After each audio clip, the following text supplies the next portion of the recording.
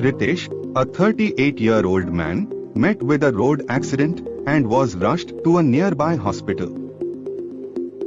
In the hospital, Ritesh was attended to by the doctor and nurse who dressed up his wounds.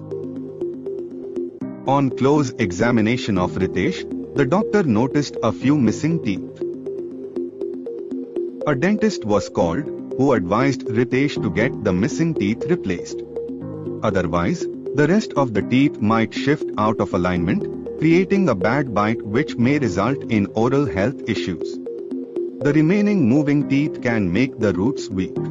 The dentist further explained that as a result of missing teeth, Ritesh could suffer from bone loss. As tooth roots stimulate gums and jawbones, their absence can cause the jawbone to lose its density.